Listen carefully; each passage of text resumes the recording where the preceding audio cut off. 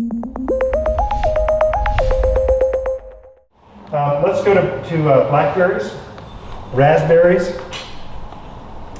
We grow a lot of blackberries and raspberries. They do very, very well. Now, Indian Summer Heritage are the most popular raspberries. They're also the most thorny. They're just like, you're gonna look like you got in a cat fight every time you go pick raspberries. But they produce like crazy. They're kind of the old heritage type varieties, and we have those out there. I brought this one as an example, just one out of the mix, because I like this particular one. This is a thornless blackberry. You could touch this, you could hug this, and it would still be fine. It doesn't bite you. And so a lot of blackberries have even larger thorns than a raspberry does. I mean, they really want to like eat your face off. This one, you can brush up against it, and it's fine. And so blackberries tend to get long canes. I mean, this one will grow, mine will push off 10-foot canes pretty easily. And it just gets long, arching. I mean, I was walking underneath my canes already. It's starting to grow, and it's got such large arches I can walk. I'm well over 6 foot. I can walk right underneath it, and it's just felt magical. It felt like a secret garden. That's what I want. And so what I do is, on my fence, I try to keep them cut back. I don't let them exceed their space. They're allowed about a 3-4 foot space. Actually, by the end of the year, it's more like 5 or 6 feet. They tend to really be aggressive. I try to keep them up against the fence and grow this way. And I'm able to do that. And they're years old. I get so many blackberries, I cannot eat them all, literally. I mean, bowls and bowls and bowls. I don't have too many problems with my birds. They can have a few of them, but it's not like apples and peaches, and they really go after those fruit trees. Berries, not as interested. They'll get a few though. The secret with blackberries, do not let any soil touch. When you plant this, do not plant this deep at all. Be at soil level or even a little above. It does not like to be in a divot. It does not like any soil to touch the top of this new cane, or it will get crown rot. It's notorious for just dying. That particular cane will die off. So one thing just I've experienced, kind of watch that one when you plant it. When I do plant, I do use quite a bit of mulch or compost to enrich the soil. The berries seem to really like that, even more so than grapes. So I'll tend to get a bag of mulch and just really amend that soil around that. I'll dig out all the rocks and debris, that kind of stuff. That seems to really be a increase of the production. My berries, I do tend to have to feed them more regularly. So about every other month, I fertilize my grapes, my berries, my raspberries. They tend to be heavy feeders because they push on such heavy growth. I mean, just large.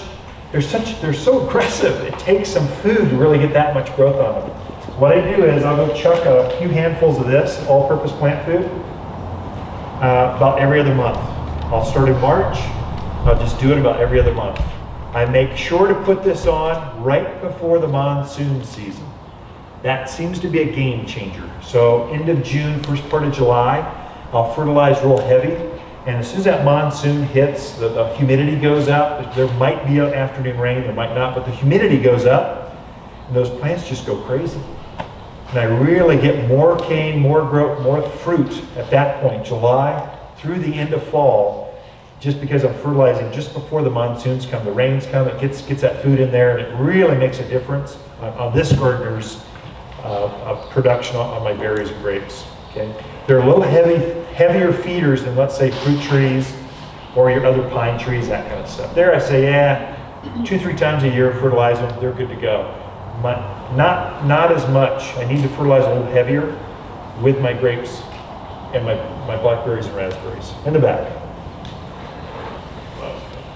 Oh, they have medication for that now. You know, never mind. I won't touch. You set me up for that. I won't touch you. Yeah, go ahead. Did you cut the branches back? Oh, good question. Do I cut the canes back? Here's a secret with all your berry plants. Okay. Well, not all. Prime Gem is the only one that you can butcher any way you want, still produces fruit. Prime Gem blackberries produce fruit on first year wood.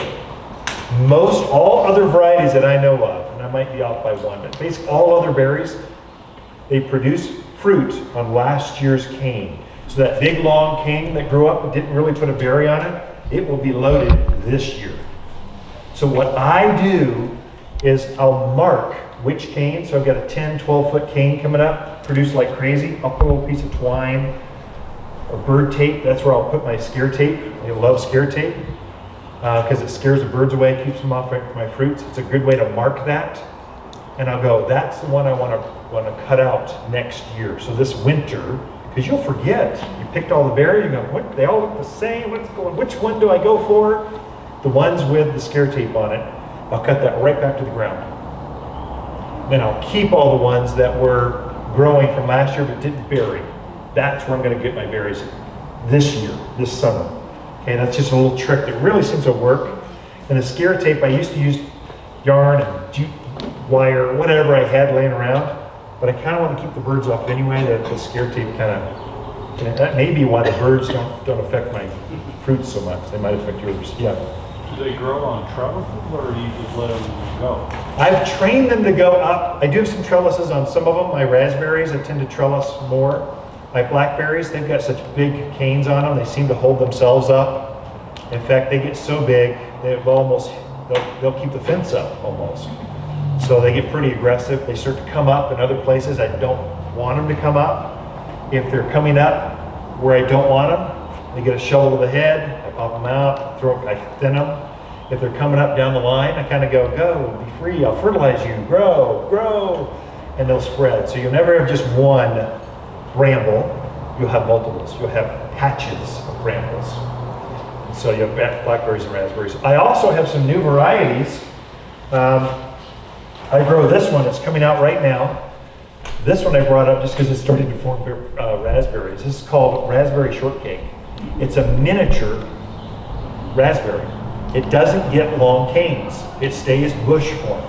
So I have this in a big pot, and I brought an example of a pot. This is the minimum size pot I would grow these big fruiting plants in. Mine are a little bit bigger than this. I brought this as an example of the minimum size. Don't go smaller, or you won't have enough soil to produce. They'll dry out, they'll shed, they just won't fruit as well for you. But if you go a little bit bigger, mine's in a pot about this big, about that deep. It's been in there for years. This exact plant, it gets up about this big, and it produces very, very well for me. I did it as an experiment, just to have fun, play with it, see how it produces, and I just think it's a pretty plant. You just look at it and you go, as a gardener, you go, that's pretty. But then when guests come over, the grandkids come over, they think it's like magic. They get to go pick fruit from the container gardens. That's like spreading the magic of gardening to the next generation. That's part of my goal with my grandkids. So this is one of those plants that does that. Okay, question? That's called raspberry shortcake. Raspberry shortcake. Yep, it's a dwarf variety. I've got several varieties over there. I'm trying to bring in more dwarf varieties in because they're just easy for anyone. And you can now have them on the deck, the patios, the entrances. You can have them more places just out there in the landscape. So, and yet they produce heavy, sweet berries. Very, very, very tasty. Raspberry shortcake. Do you use just potting soil and then supplement with something? With a pot like this, here, I'll leave this as an inspiration piece. There you go. Visualize. Buy more grapes.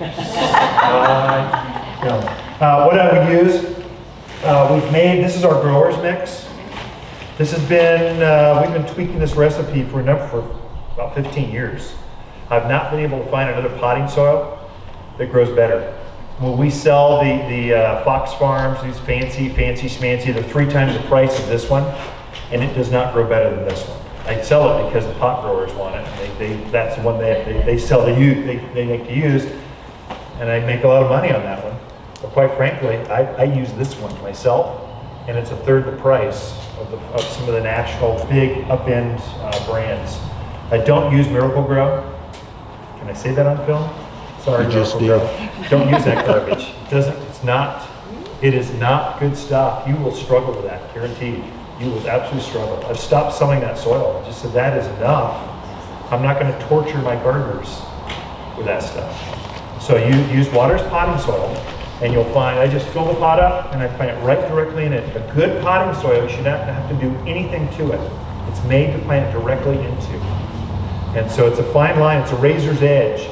You want a soil that will stay moist, yet aerated enough to let plants root quickly. So we'll actually seed in this, cuttings, whatever, but it really does well in the big pots. Smaller raised beds, that kind of stuff, in the back. Going back to cutting the canes back. Yes. When do you do that? Is that the January? Canes will be January. Let's see, all of these, every one of them, all your fruiting plants, and we just make sure, going through the catalog, all of them, it's New Year's through about March. After March, we start to get warm. You can tell it's April. Things are really starting to ignite with new growth. It's really from the new year before they wake up, if you can. Okay. That's fruit trees, apples, pears, cherries, blackberries, raspberries, grapes, all of them. Currants, elderberries, all of them. You'll gooseberries, all of them. New Year's through March is ideal. Okay. Pick a time that you want. I generally wait till about March myself, because if I'm tempted to go out on a nice day in January, but then I've seen where we go sub-zero, some winters, we get some freaky winters, and now I've cut it back. The canes actually insulate the plant some. They keep it a little bit warmer. They'll keep some of the snow off. They keep some of the frost. I find if I wait to do it a little bit longer, this is just personal experience. The book says January through March. I tend to push it towards the back end of that, and so I'll wait until March really to cut it back, because we're past the harshest winters in the mountains. We don't have harsh winter at that point. The coldest month is January. Then by Valentine's Day, it's starting to get pretty nice. Yeah, we can get some snow, but that bitter, eat through your bones kind of cold, that's done by then. So that's what I do myself. Okay.